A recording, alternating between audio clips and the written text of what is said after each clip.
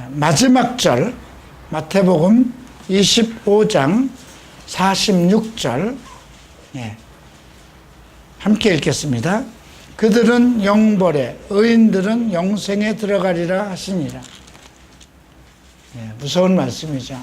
짧은 말씀인데도 성경을 아주 함축해서 얘기한 겁니다.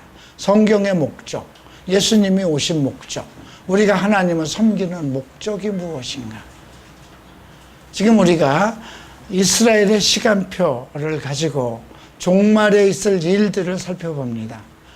이제 우리가 다음에 사도들이 언급한 종말에 대해서는 어떤 말씀들을 우리에게 전달했는가, 다음 주에 이제 사도들의 메시지를 살펴본 후에 계시록을 공부하게 될 것입니다.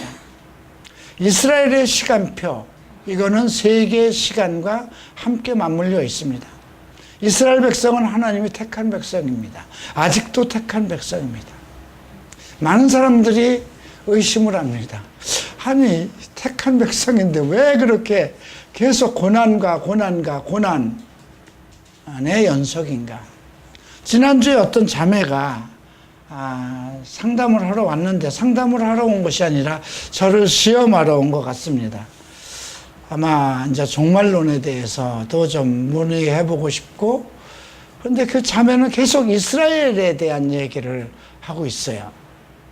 네.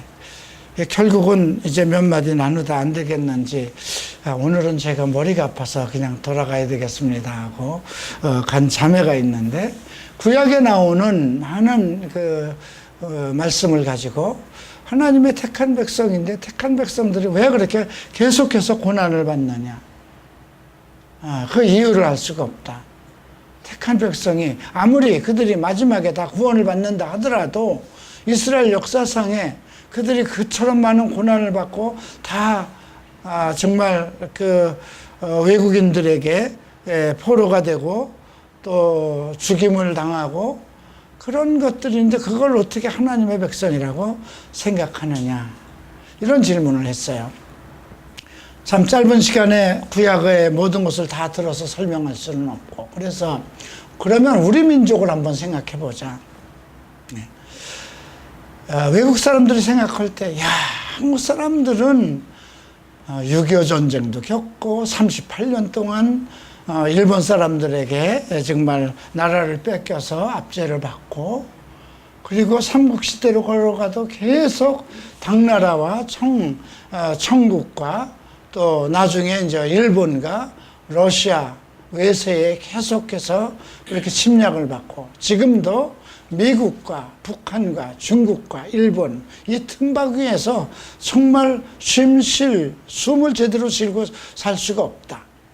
그러니까 외국 사람들이 봤을 때 한국 사람들은 어떻게 살아갈까?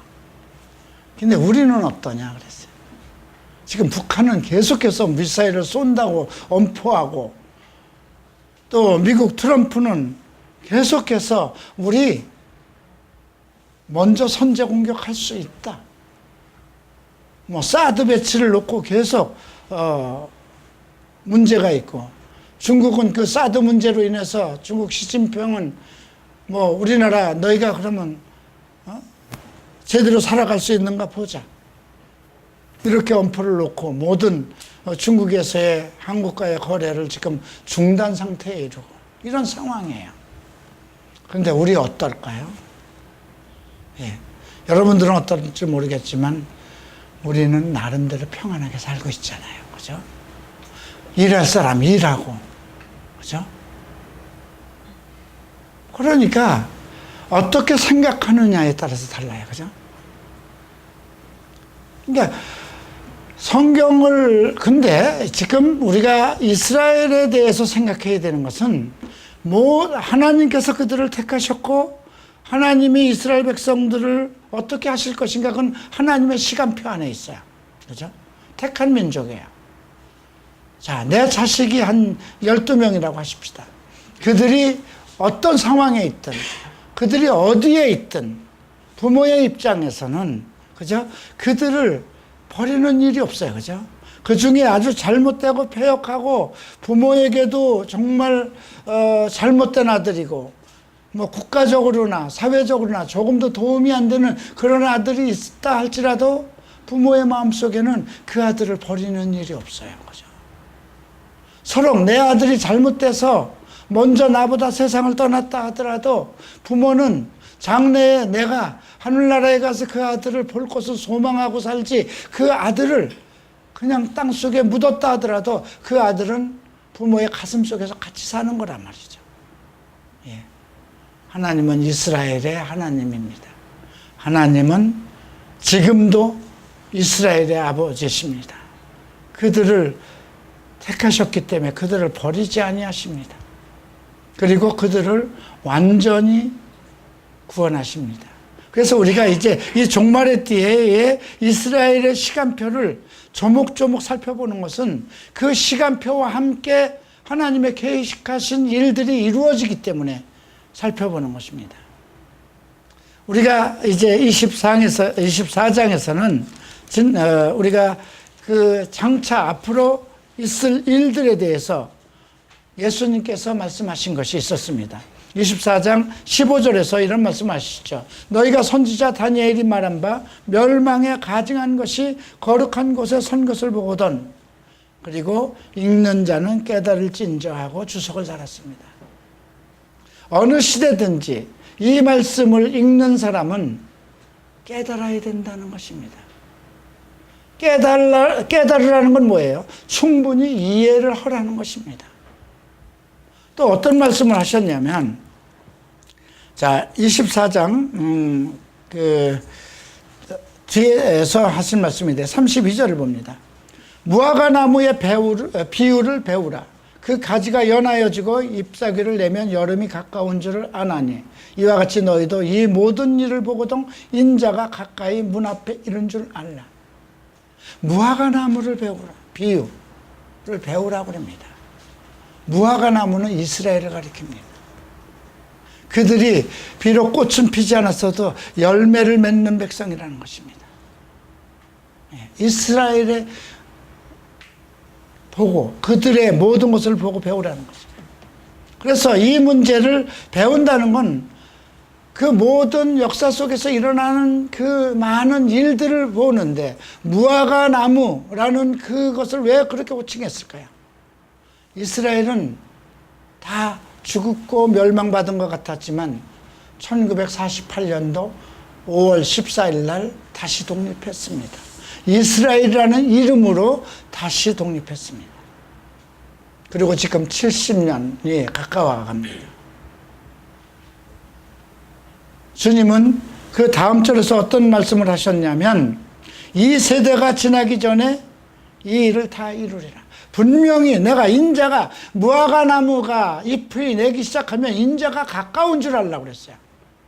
이스라엘은 1948년도에 독립됐고 그때 잎이 나기 시작해서 지금은 그 모든 폐해됐던 땅이 정말 기름진 옥토로 바뀌어서 꽃을 수출하고 과일들을 수출하는 국가로 발전됐습니다.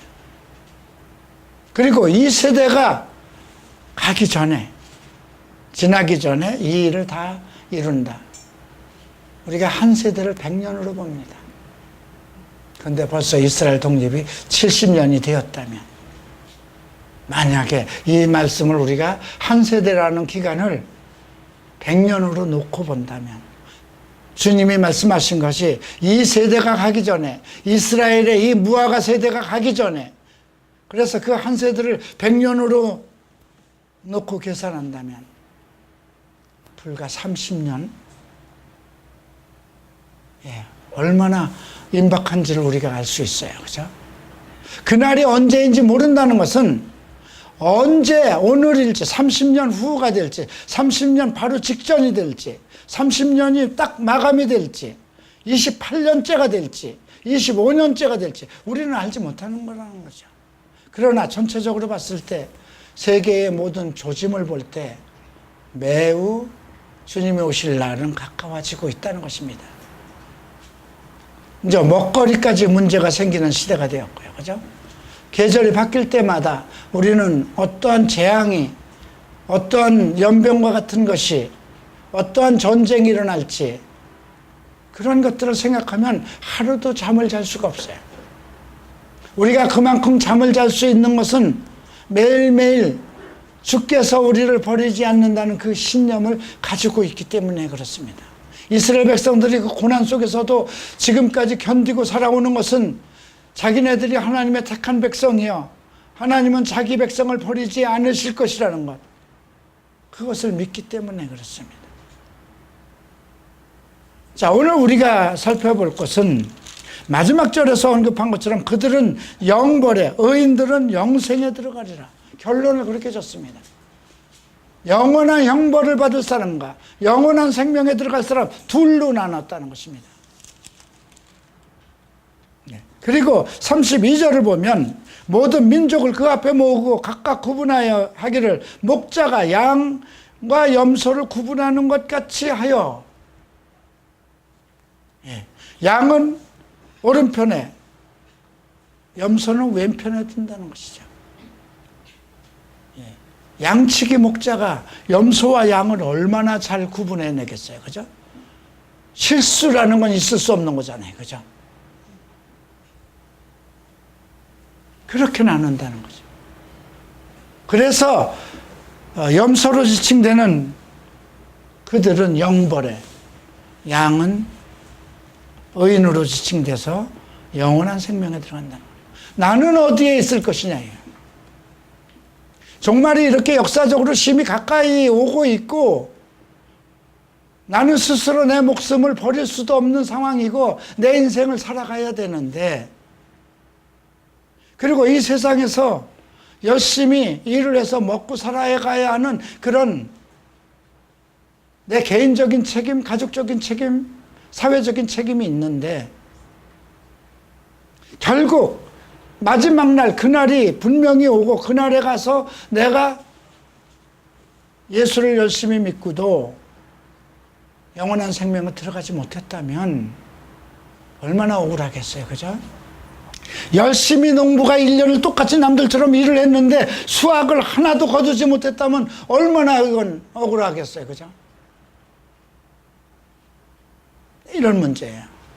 오늘 주님은 마태복음 25장에서 세 가지 비유를 언급하고 있습니다. 첫 번째가 열처녀입니다. 네. 그래서 1절에 이렇게 언급되고 있습니다. 천국은 마치 등을 들고 신랑을 맞으러 나간 열처녀와 같다고 그랬습니다. 네. 두 번째 비유는 여러분들이 다 아는 것처럼 14절 이후부터 나오는 것인데요, 달란트 비유입니다. 재능에 대한 비유입니다. 그리고 세 번째는 이제 양과 염소에 대한 비유입니다. 오늘 이 비유를 통해서 우리가 무엇을 발견해야 될 것인가? 자, 첫 번째로 이제 그 열처녀의 비유에서는 결론을 이렇게 언급하고 있습니다. 13절을 보죠. 그런즉 깨어 있으라. 너희는 그날과 그때를 알지 못하니라. 이제 혼인잔치에 초대를 받은 사람들이 있어요. 열처녀예요. 그래서 다 등을 가지고 나갔어요. 그런데 문제가 생겼어요. 시간이 길어진 거예요. 예. 언제 올지 그 시간이 정해져 있지 않은 거예요. 그래서 4절을 보면 그런 말씀이 있죠. 신랑이 더디옴으로 다 졸며 자고 있었다. 그 말은 뭐예요? 그만큼 예수님이 오시는 시간이 정확하지가 않고 모든 사람에겐 공평한 시간이에요. 그죠? 똑같은 시간이 주어진 거예요. 10사람은 누굴까요? 혼인잔치에 초청받은 사람이에요. 계시록 19장에서는 혼인잔치에 초청받은 사람들은 다 복이 있다 했습니다. 그런데 문제는 밤중에 오게 되면 뭘 준비해? 낮에는 관계가 없어요. 등불을 가지고 있어야 되잖아요. 신랑이 밤에 온다면, 그러니까 이스라엘의 역사에 그 혼인법에 있어서는 그 남자 신랑이 밤에 오는 거예요. 등불을 준비하고 있어야 되는데 그 중에 5 신부는 기름을 준비하지 않았어요.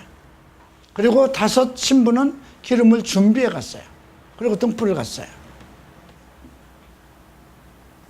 그런데 문제는 그 등불에 있는 기름이 다 마를 동안에 주님이 오시지 않았다는 거예요. 다 졸았어요. 근데 갑자기 밤중에 보라 신랑이다 맞으라. 이건 누가 연락하는 건가요? 천사장의 나팔 소리죠. 그래서 나가려고 그랬더니 5명은 기름이 떨어졌어요. 미련한 자라고 그랬어요. 그죠? 그리고 슬기로운 자들은 기름이 있으니까 문제될 거 없잖아요. 다 신랑이 늦게 오니까 더디 오는 동안 졸은 건 다 같이 졸은 거예요. 네. 자, 그래서 이제 기름 떨어진 그 자매 5이 기름을 가지고 있는 슬기로운 자매에게 좀 나눠달라. 좀 같이 쓰면 안 될까? 그랬더니 슬기 있는 자들이 우리와 너희가 같이 쓰기는 부족하다. 네. 차라리 파는 자들에게 가서 너희 쓸 것을 사라. 그래서 할 수 없이 5명이 그 기름을 사러 갔어요, 그때. 근데 그 사이에 주님이 오신 거예요. 신랑이 온 거예요. 그리고 문은 닫혔어요. 그래서 막 기름을 사가지고 불을 밝히고 와서 문을 막 두들깁니다. 예. 주여 우리에게도 열어주소서. 주님이 나는 너희를 알지 못한다 했습니다. 이 비유가 무엇일까요? 기름이라는 건 무엇일까요? 이미 예수님은요, 계시록을 통해서도 라오디게아 교회에 말씀하신 일이 있어요. 안약을 사서 눈에 바르라 그랬어요. 너희들 지금 보는 것이 뭐냐? 뭘 보고 살아야 될 때냐? 네. 흰 옷을 사서 입으라고 그랬습니다. 너희들 예수를 입고 예수를 믿고 이제 거룩한 성도가 되었는데도 언제까지 세상 옷을 입고 그렇게 살아갈래? 무늬만 크리스찬으로 언제까지 살아갈래? 그 말씀하신 거거든요. 지금 생각해 봐야 돼요. 자, 예수님께서 씨 뿌리는 비유에서 말씀하셨죠. 천국은 무엇과 같다. 그죠? 마치 겨자씨 하나를 심어서 잎이 내고 싹이 돼서 무성한 게 된 것처럼 되었다. 그죠? 그래서 공중의 새들이 깃들 만큼 되었다는 것입니다. 지금 예수님께서 십자가에 못 박히시고 그리고 그 12제자를 통해서 세운 교회가 전 세계에서 얼마나 무성하게 커졌습니까? 우리 교회는 아직 그냥 싹이 나와서 이제 잎이 나오기 시작하는 그런 교회겠지만 얼마나 잎이 무성한 교회가 많습니까? 그런데 새가 깃들 만큼 된다는 것입니다. 근데 새들 중에는 아주 나쁜 새들이 많아요. 특히 이단이라고 하는 데는 말할 것도 없지만 복음주의를 얘기하면서도 모든 것을 혼합하려고 하는 이것도 좋고 저것도 좋다. 예. WCC라는 그런 세계단체들이 모든 걸 혼합하려고 그러잖아요. 예. 우리가 각 교회들이 옳은 뜻 안에서 연합하는 것, 이스라엘의 12부족이 연합하는 것, 12제자가 정말 하나님의 뜻 안에서 연합하는 것은 선한 일이고 좋은 일입니다. 그러나 이것도 아니고 저것도 아닌 것이 혼합하는 것은 안 되는 거잖아요. 그러니까 그런 교회들이 지금 너무나 많다는 것입니다. 예, 그들도 다 주님이 오시기를 기다리고 있는데 준비된 것이 없어요. 무엇에 대한 준비가 안 됐을까요? 한번 생각해 봐야 돼요. 계시록에 대해서는 떠들쳐 보지도 못하고 이스라엘의 시간표에 대해서는 조사도 안 해보고 정말 무화과 나무를 배우라 했는데 무화과 나무가 무엇을 상징하는 것이고 무엇을 배워야 되는 것인지 이해하지 못하고, 주님은 성경에서 계속 경고하셨어요. 주님이 이제 오실 때에 그 소망을 가진 자마다 주님이 정결한 것처럼 정결하라고 말씀하셨어요. 우리에게 요구하는 것은 무엇일까요? 이 지금 혼인잔치에 초대받은 사람들이 준비해야 될 것은 무엇일까요? 모든 주님에 대한 연구와 이런 것들이 준비가 되어 있어야 되잖아요.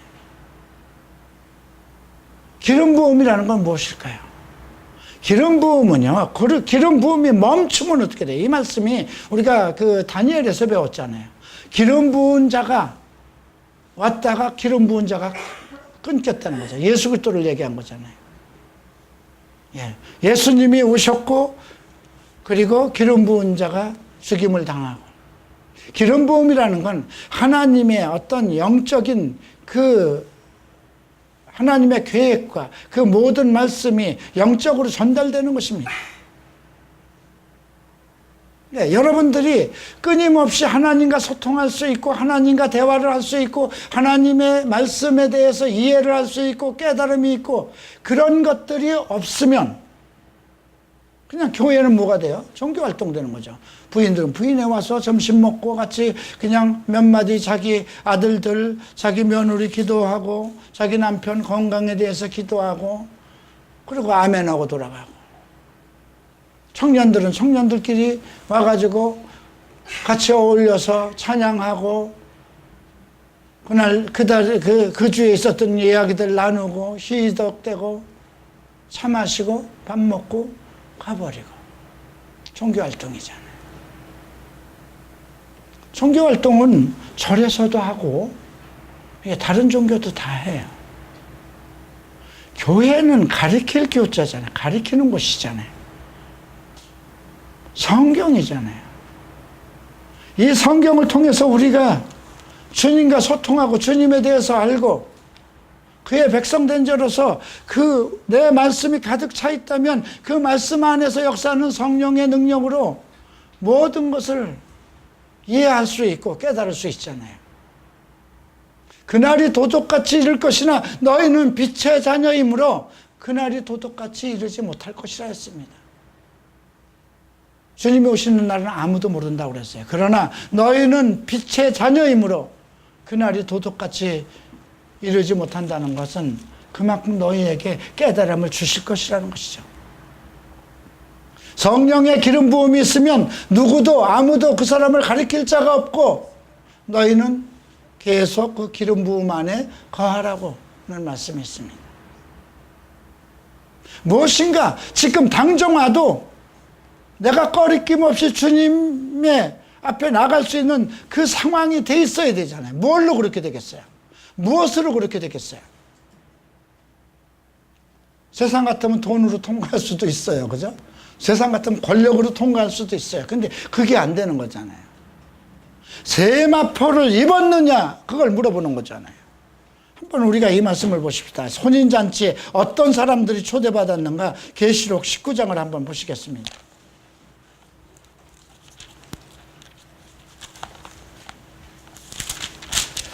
계시록 19장 7절에 이런 말씀이 있습니다.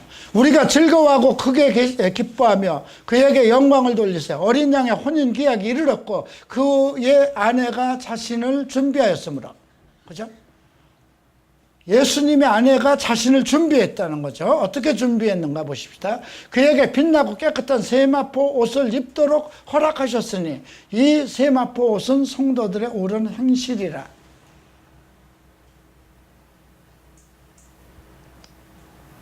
자, 계속해서 9절을 봅니다. 천사가 내게 말하기를 기록하라. 어린 양의 혼인잔치에 청함을 받은 자들은 복이 있도다 하고 또 내게 말하되 이것은 하나님의 참되신 말씀이라. 우리가 이 말씀을 잘 생각해 봐야 돼요. 세마포를 입어야만 내가 신부로서 예수님을 맞이할 수 있는 상황이 되는 거예요. 그런데 그것은 성도들의 거룩한 행실이라는 거예요. 이걸 어떻게 준비할 것인가요? 내일 준비해도 돼. 갑자기 주님이 내일 오시겠어? 지금 예수님 가신 후에도 2000년, 3000년이, 지금 2000년이 지났는데 갑자기 오늘 내일 오겠어? 내가 매일 교회 나가고 있으니까. 그래, 지금은 너무 바쁘니까 좀 돈 좀 벌어서 생활이 안정되면 그때 내가 정말 빡세게 예수 믿지. 그런 날이 올까요? 예. 일이 많고 돈이 많고 자식이 많으면 더 엉키게 마련이에요. 세상 더 복잡해지는 거예요. 그죠? 그러니까 지금 첫 번째가 이 열 처녀의 비유에서 준비할 것은 나의 성결의 문제예요. 나의 거룩함의 문제예요. 창세전에 예수 그리스도 안에서 우리를 흠없고 거룩하게 하기 위해서 택하셨다는 거예요. 이미 그것이 시작됐어요. 이제 거룩함에 이르는 것. 그 거룩함에 이르기 위해서 말씀과 기도를 주셨어요. 우리 성령과 교통할 수 있도록. 예수님도 제자들이 또다시 악에 빠질 것을 두려워서 저희를 진리로 거룩하게 하옵소서. 아버지의 말씀은 진리입니다. 결국 진리예요. 성경 말씀이에요. 하나님 말씀 안에서 우리가 말씀 안에 있고 내가 예수 안에 있고 내 말이 그리스도의 말씀이 내 안에 있으면 무엇이든지 기도하라고 했어요. 이걸 준비해야 되잖아요. 그래서 교회는 이것을 위해서 모인 거잖아요. 그죠? 목사들은 성경을 가르치기 위해서 그것을 가르치게 하기 위해서 기름 부은 거잖아요. 예수님을 하나님께서 기름 부어서 보낸 자입니다. 그런데 주님은 항상 이런 말씀하셨어요. 나는 내 것을 가지고 너희에게 말하는 것이 아니라 내가 아버지로부터 보고 들은 것을 전달한다고 그랬습니다. 목사는 자기 것을 가지고 전하는 것이 아닙니다. 성경에 기록되어 있는 말씀을 통해서 가르치는 것입니다. 여러분, 기름 부음을 준비하지 않는다면, 여러분들이 기름을 준비하지 않는다면, 여러분들이 하나님의 말씀을 깨닫지 않는다면, 여러분들이 다 참여하더라도 그날에 가서 내가 준비되지 않은 걸로 인해서 이미 문이 닫혀버리고 뭔가 그때서야 준비하려고 그러면 시간이 없다는 것입니다. 임박해서 내가 그때 성경 좀 공부해야지 하면 성경이 하루아침에 그렇게 깨달아지는 게 아니라는 거예요. 그렇잖아요. 두 번째는 달란트 비유입니다.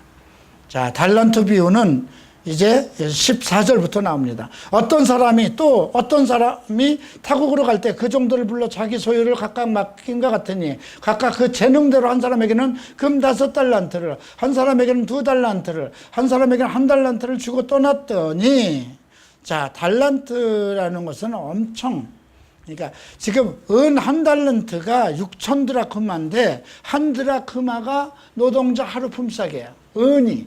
이건 지금 금 5달란트예요. 비교할 수 없는 거예요. 근데 한 종에겐 5달란트, 한 종에겐 2달란트, 한 종에겐 1달란트를 줬다는 거예요.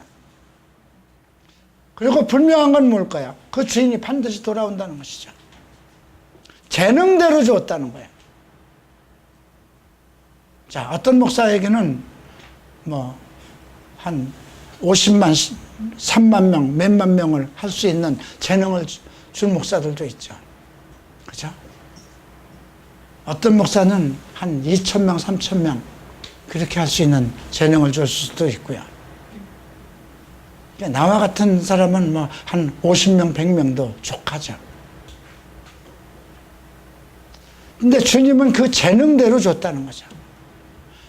근데 주님이 원하는 것은 그 재능에 멈춰있는 걸 원하는 것이 아니라는 거죠.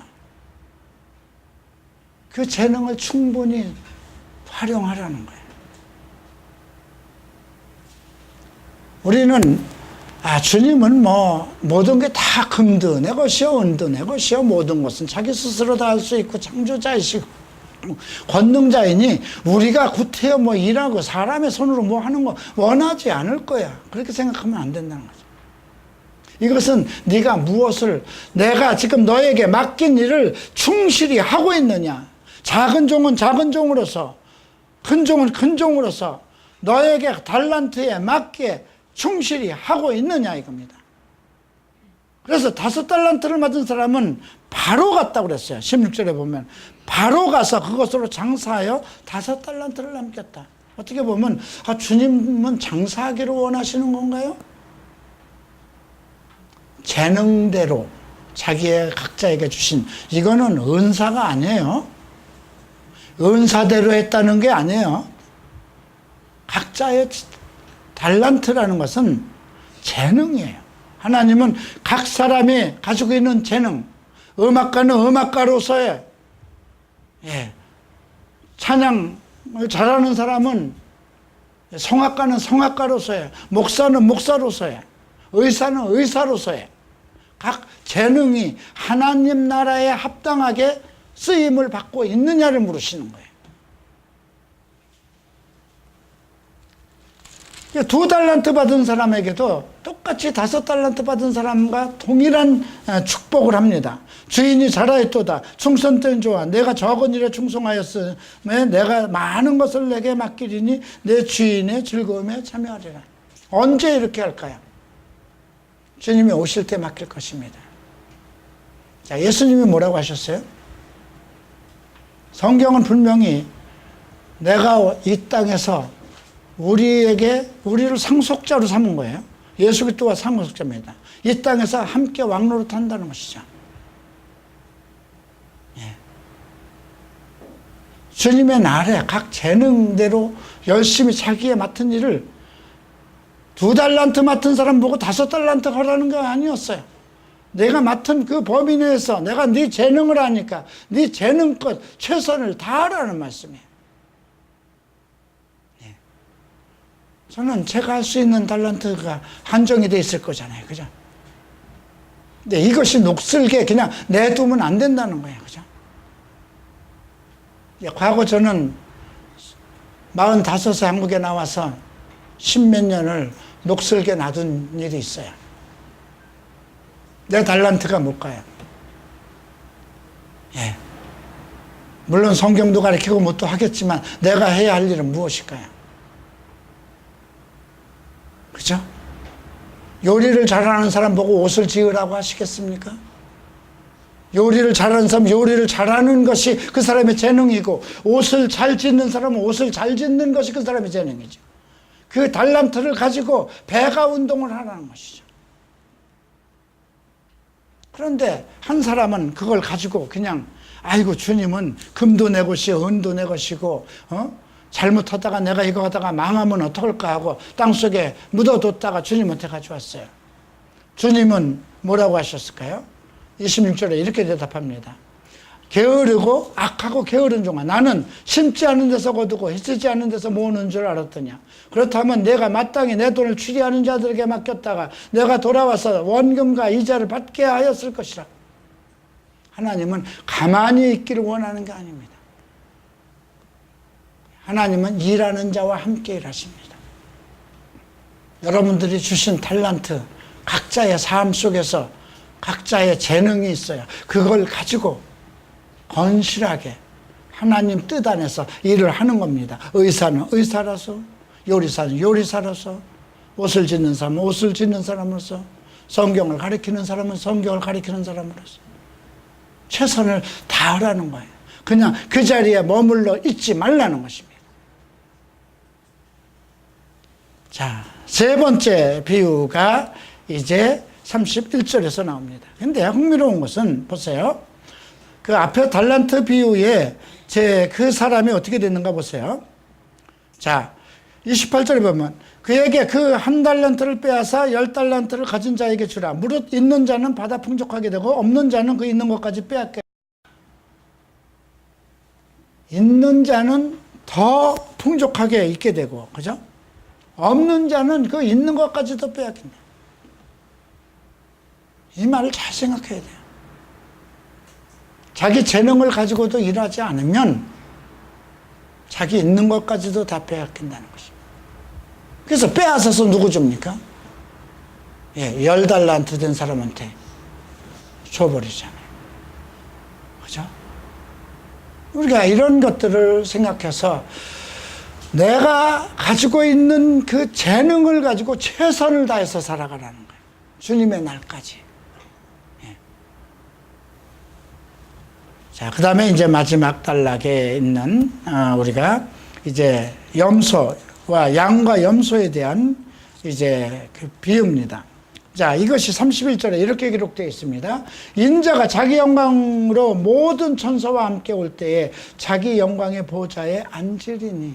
예수님은 자기 보좌의 영광에 앉으실 것입니다. 그리고 그때 모든 민족을 그 앞에 모으고 각각 구분하여 목자가 양과 염소를 구분하는 것 같이 하리라. 양은 그 오른편에, 염소는 그 왼편에 두리라.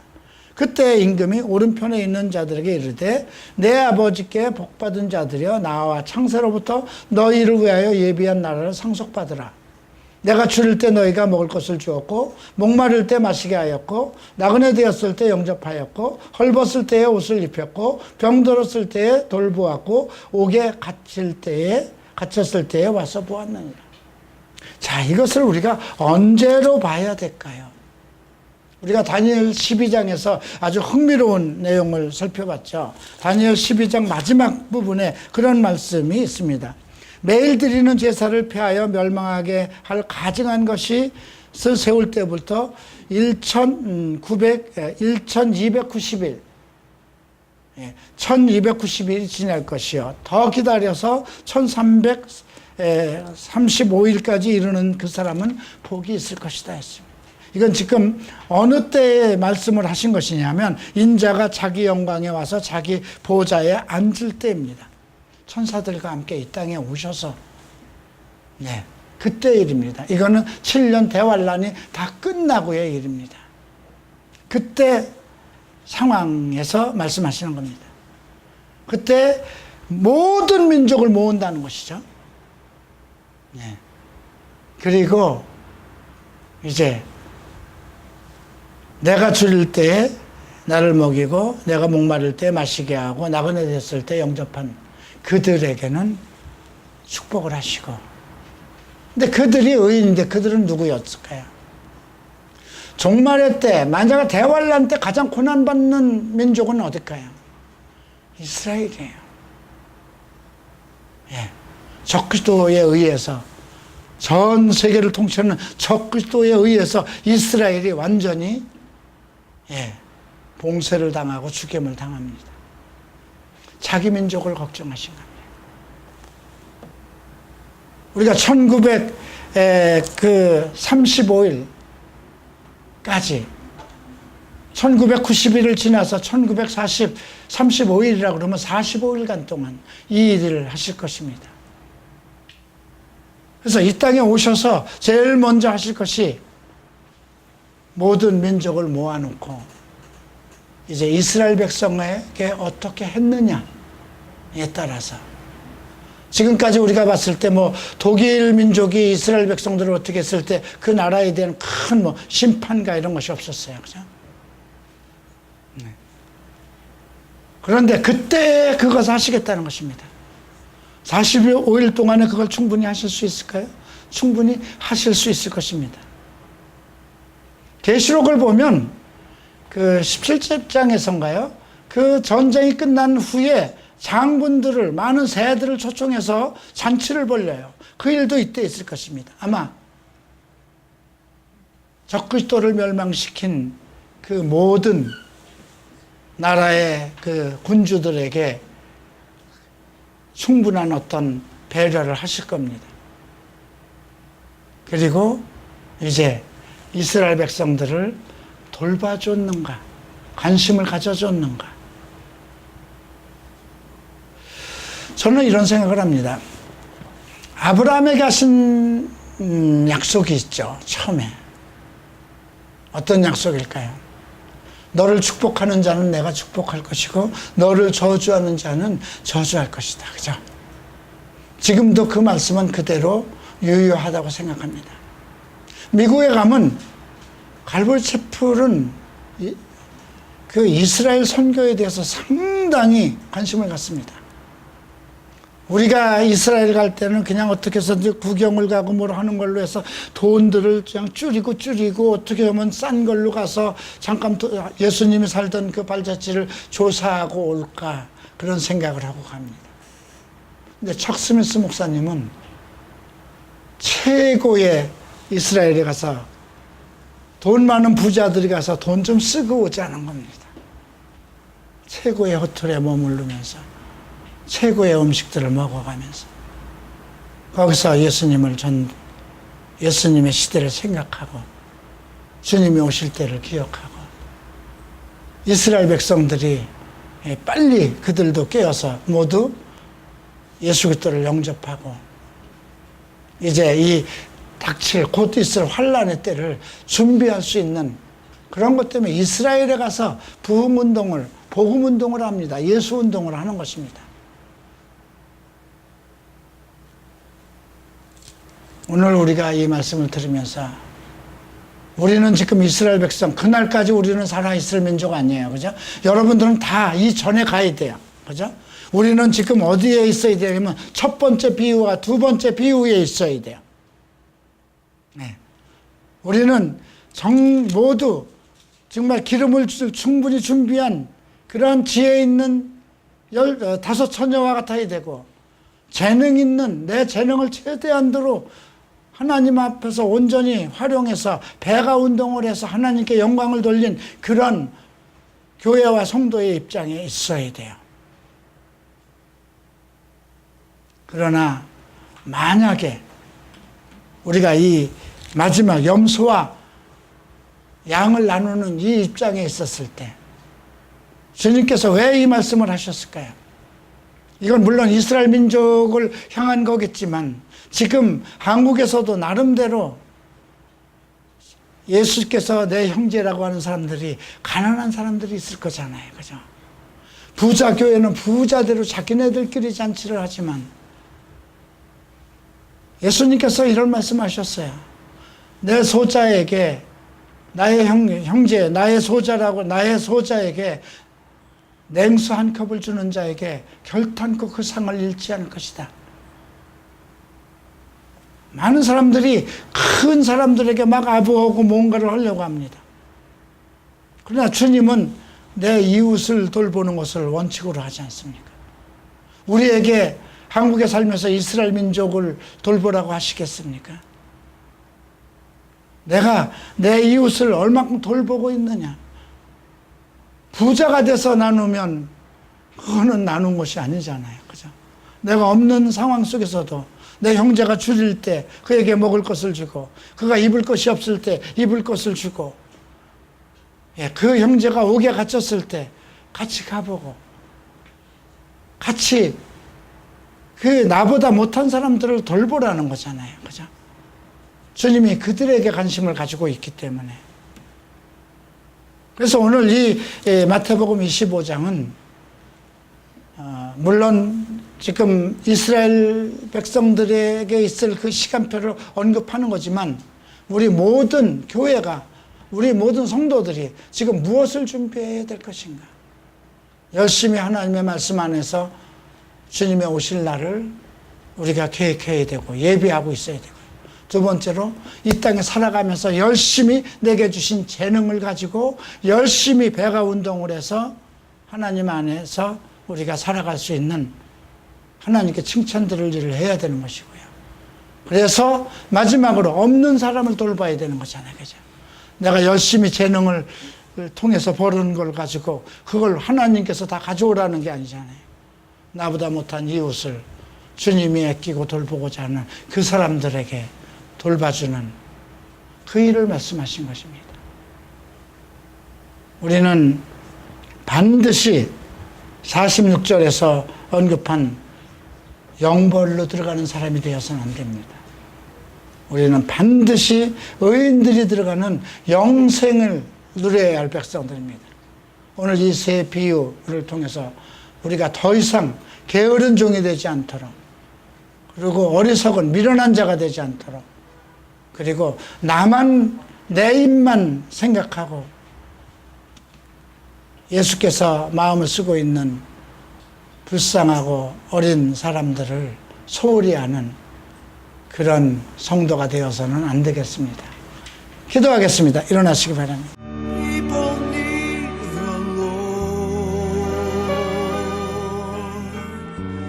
People